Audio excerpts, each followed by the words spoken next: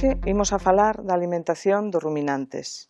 Imos ver os principais procesos dixestivos que van a determinar o manexo alimenticio destas especies animais. Os ruminantes son animais herbívoros, comen alimentos moi ricos en fibra. O inicio dos procesos dixestivos ten lugar ca inxestión do alimento. Este alimento vai ser mastigado e pasa os primeiros tramos dixestivos para, posteriormente, volver a ser mastigado a través dun proceso típico destes animais que é a ruminación. A ruminación consiste na regurgitación do bolo alimenticio. Fixádevos aí como o bolo alimenticio volve outra vez á boca e volve a ser remastigado. A ruminación, xunto ca mastigación, é importante non somente para disminuir o tamaño de partícula do alimento, senón tamén para a produción de saliva. A saliva é unha solución moi rica en bicarbonatos e fosfatos con un pH alcalino que permite manter o pH ruminal nuns niveis adecuados. A cantidad de saliva que se produce vai a depender do tempo que mastigue e remoa o animal. Alimentos moi ricos en fibra, como os forraxes, van levar a unha maior produción de saliva, mentres que os pensos van a levar a unha menor cantidade. O animal remoe este bolo alimenticio durante aproximadamente un minuto, volve a tragar ese bolo alimenticio e a continuación volverá a regurgitar o seguinte bolo alimenticio hasta que termine todo este proceso de ruminación. Os ruminantes teñen unha serie de características especiais con respecto aos seus procesos dixestivos. Entre outras, o seu aparato dixestivo está dividido en 4 compartimentos gástricos, o retículo, o rumen, o vaso e o abomaso. Nos dous primeiros compartimentos gástricos, o retículo e rumen, é onde vai a ter lugar a maior parte da dixestión e fermentación dos alimentos.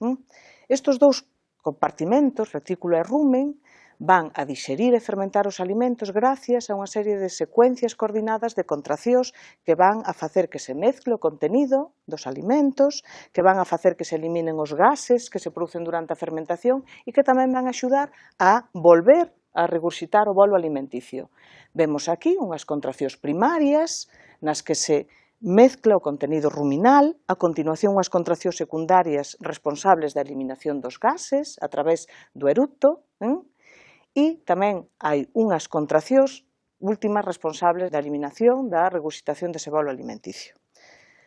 Vemos, pois, que este aparato dixestivo é moi complexo. Vamos a facer unha viaxe virtual a través del. Imos imaginar que somos o alimento que entra a través da boca, o animal inxere o alimento e vai pasar rapidamente a través do esófago, camiño dos primeiros compartimentos gástricos que dixemos que eran o retículo e rumen. Ese retículo e rumen, o que vai entrar ahora mismo o alimento, é unha gran cuba de fermentación e é unha gran cavidade enorme, fixádevos que nunha vaca poden chegar a ser hasta 200 litros, donde están os alimentos flotando aí nunha masa líquida. Vemos tamén aí na mucosa ruminal as papilas ruminales a través das cales se vai absorber os produtos da fermentación desos alimentos. Fermentación que é feita gracias a unha gran masa microbiana constituída por bacterias anaerobias, protozoos e fungos que están aí. Ao lado do rumen temos o retículo, que na súa mucosa ten unha serie de celdillas e é o encargado de clasificar as partículas alimenticias. As partículas alimenticias que teñan un tamaño suficientemente pequeno van a pasar a través dese orificio retículo masal o seguinte tramo que é o omaso, que está formado, como vedes aí, por unha serie de láminas como un libro, en donde se vai a absorber a maior parte da auga, unha gran cantidade de auga e de minerais, facendo que o alimento se concentre, se volva máis sólido. Ese alimento continúa o seu camiño hacia o último compartimento gástrico que é o abomaso. O abomaso sería o equivalente ao estómago dos monogástricos. Aí vai a ter lugar unha digestión ácida, principalmente de proteínas, e o alimento, finalmente, vai a salir dese abomaso, camiño ao intestino, a última parte do tramo digestivo, intestino delgado e intestino grosso. Acabamos de ver que nesa gran cuba de fermentación existe unha gran cantidade de microorganismos, que son os responsables de que os ruminantes poidan aproveitar a fibra e os nitróxeno non proteico, nutrientes que non son aproveitables polo resto dos animais, como os monogástricos. Esta gran masa microbiana forma un ecosistema en sí mismo e establece unhas relacións de simbiosis moi importantes entre o animal ruminante e estes microorganismos. O animal ruminante vaille proporcionar a estes microorganismos un nicho ecolóxico, é dicir, vailles a dar un soporte físico donde estar. Ademais deso, vai a proporcionar o alimento que inxere o animal. A cambio, digamos, os microorganismos proporcionan ese ruminante ácidos graxos volátiles, que lle dan enerxía, proteína e vitaminas do grupo B.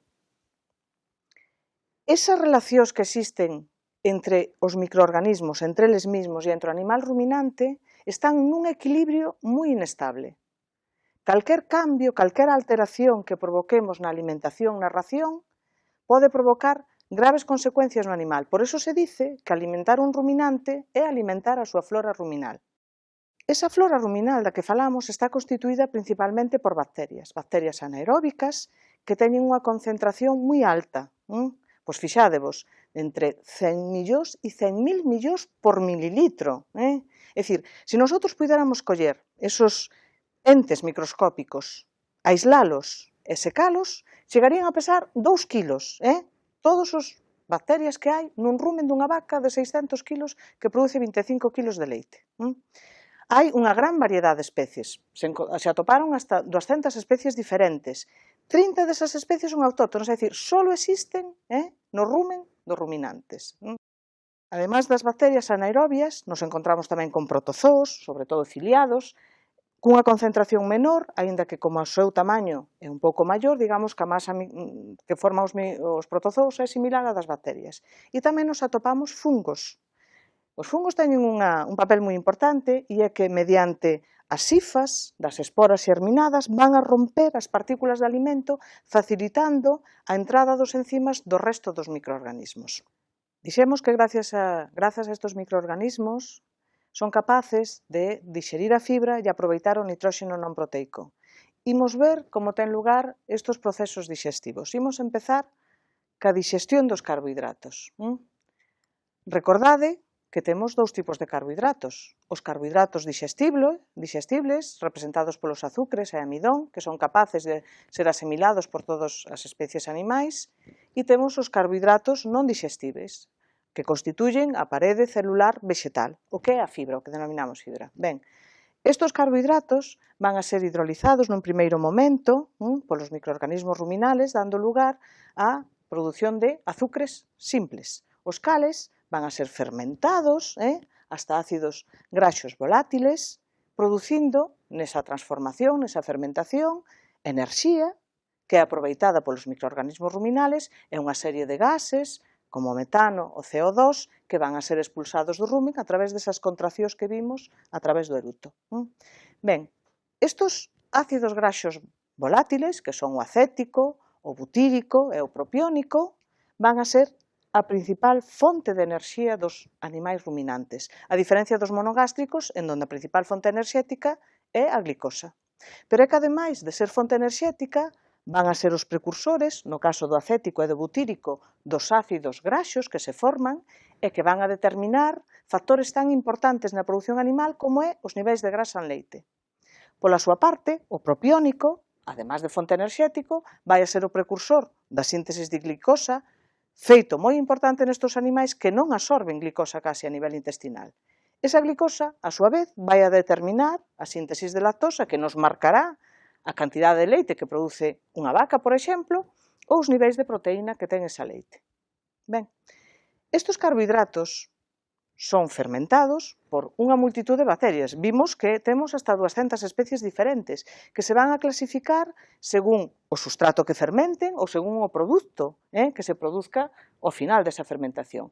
Pero hai unha clasificación clásica en dous tipos de bacterias, que son as fibrolíticas e as amilolíticas, cunha serie de características moi diferenciadas. Nas fibrolíticas vemos que van a dixerir os carbohidratos estruturais, a fibra, van a ter un tipo de fermentación lenta e van a producir fundamentalmente acetato. Nesa produción de acetato vaise a xerar metano, que ese metano vai a constituir unhas pérdidas enerxéticas para o animal. ademais dun problema de contaminación medioambiental. Recordemos que o metano é un gas con efecto invernadoiro. Polo tanto, esa produción de metano vai a levar a que teñan unha menor eficacia enerxética. Outra característica importante desas bacterias fibrolíticas que fermentan a fibra é que requiren pHs maiores de 6. Con pHs ácidos no rumen son incapaces de sobrevivir. Pola súa parte, o segundo tipo de bacterias amilolíticas van a fermentar o amidón, os azúcares, van a ter un tipo de fermentación rápida e producir propionato, fundamentalmente. Nesa produción de propionato se xenera tamén outro ácido graxo que é o láctico. Esta produción de ácido láctico xunto con esa fermentación de tipo rápido pode conlevar a que existan problemas de acidose a nivel ruminal. Pero a súa eficacia enerxética é maior porque non producen metano e tamén resisten pHs moito máis ácidos, pHs menores de 6 no rumen. Imos ver agora como aproveitan as proteínas dos alimentos estes animais. Ao rume van a chegar tanto a fracción proteica verdadeira como o nitróxeno non proteico. Ese nitróxeno non proteico vai se transformar totalmente en amoníaco, mentras que unha parte da proteína, a proteína degradable, vai se hidrolizar hasta os aminoácidos e esos aminoácidos, a súa vez, van a xerar amoníaco e cadeas carbonadas. Hai unha parte da proteína verdadeira que vai a pasar directamente ao intestino, a tramos posteriores, sin ser degradada, que é a proteína non degradable. Ben, ese amoníaco e esas cadeas carbonadas que se forman van a ser aproveitadas pola flora microbiana para sintetizar as súas propias proteínas. Proteínas que son de alta calidade, teñen un valor biolóxico moi alto e que van a ser aproveitadas posteriormente polo ruminante cando cheguen ao intestino. Ahora ben, ese amoníaco, se non é totalmente aproveitado pola flora microbiana para sintetizar proteína, ten que ser transformado a nivel hepático en urea, xa que o amoníaco é tóxico, é moi tóxico para as células. Polo tanto, vai a ter que facer un traballo suplementario, o que lle vai a supoñer unha pérdida enerxética para esa transformación en urea e posterior eliminación. E máis, se os niveles de amoníaco son demasiado altos, podemos ter un gran risco de alcalose, tanto a nivel ruminal como incluso, se os niveles son exageradamente altos, a nivel sistémico. Polo tanto, que obxectivos temos na alimentación de ruminantes? O que temos que facer é intentar aproveitar o máximo posible a fibra dos alimentos, utilizar o nitróxeno non proteico desos alimentos e as proteínas de baixo valor biolóxico e minimizar, por outra parte, a produción de sustancias como son o amoníaco, o ácido láctico ou o metano que nos xeran pérdidas enerxéticos e problemas ao animal.